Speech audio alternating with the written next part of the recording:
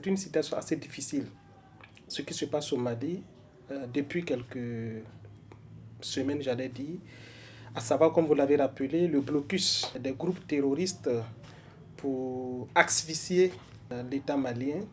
Et justement, c'est dans cette stratégie-là, qu'est-ce qui est mis en œuvre? Quelle est la stratégie qui a consisté à bombarder les camions-citernes en provenance donc de la Côte d'Ivoire, du Sénégal et de la Guinée, pour justement empêcher le Mali d'avoir du carburant, parce que c'est une crise de carburant en ce moment. Et lorsque nous savons que l'activité économique est organisée autour du carburant, aussi bien au Mali qu'au Burkina Faso, c'est pratiquement la même situation. Donc quand on arrive à couper le carburant qui doit ravitailler l'État malien, on comprend que c'est le cœur non seulement de la vie économique, mais aussi de la vie socio-professionnelle.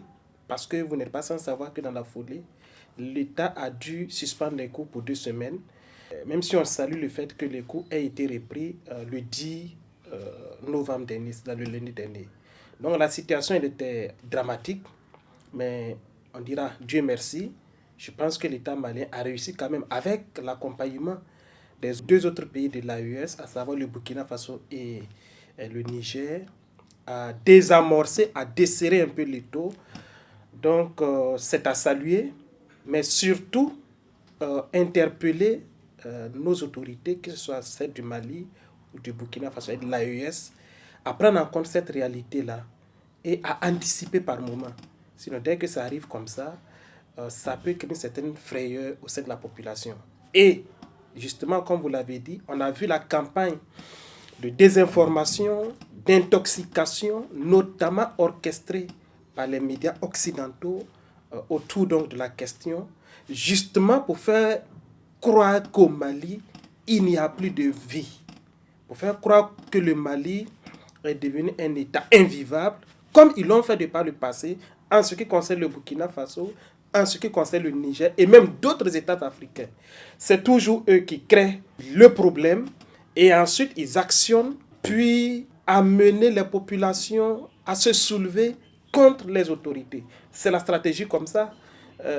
On a vu aussi les chancelleries occidentales, quand vous prenez l'Union européenne, le Canada, les États-Unis, qui ont demandé à leurs participants de quitter le Mali. Mais ils sont au courant de ce qu'ils préparent pour le Mali. Voilà pourquoi ils demandent à leurs ressortissants de quitter le Mali.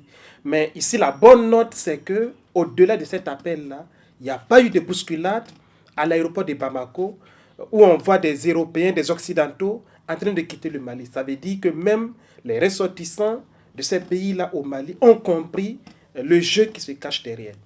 C'est regrettable, c'est déplorable et c'est même malheureux que ce soit l'Union africaine, l'UA, à travers donc le président de la commission de l'Union africaine, qui appelle aujourd'hui une communauté dite internationale à intervenir au Mali pour résoudre ce problème. C'est malheureux.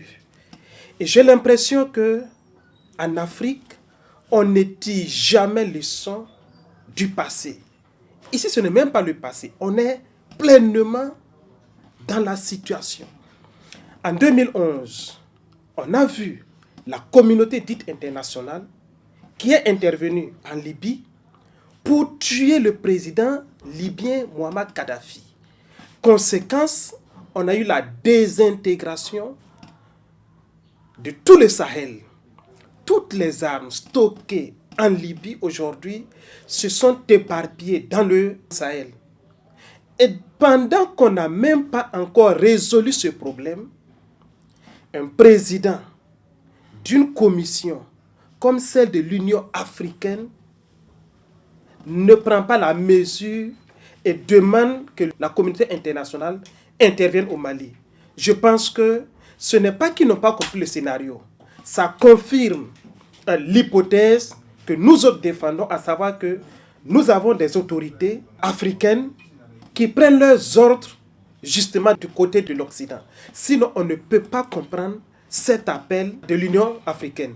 Et surtout, pas aujourd'hui où la situation est en train de se régulariser. Nous l'avons dit tout à l'heure.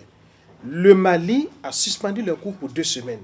Les cours ont repris le lundi 10. S'il fallait lancer un appel, c'était bien avant. Ce n'est pas au moment où le Mali a réussi quand même à désamorcer, à desserrer l'étau, que l'Union africaine sort avec un tel communiqué. C'est déplorable. Et l'Union africaine elle-même, qu'est-ce qu'elle fait si elle reconnaît que le Mali est un État souverain, que le Mali est un pays à part entière de l'Union africaine? Qu'est-ce que l'Union africaine a posé comme acte concret en termes de solidarité pour accompagner le Mali? Autre aspect, en 2022, lorsque l'actuel Premier ministre Abdoulaye Maïga était Premier ministre par intérim à l'Assemblée générale des Nations unies, avait clairement dit à la tribune qu'il y a des pays occidentaux, notamment la France, qui alimentaient les groupes terroristes au Mali. Il a dit. Et le Mali a même demandé qu'il y ait une réunion du Conseil de sécurité pour qu'il puisse présenter les preuves.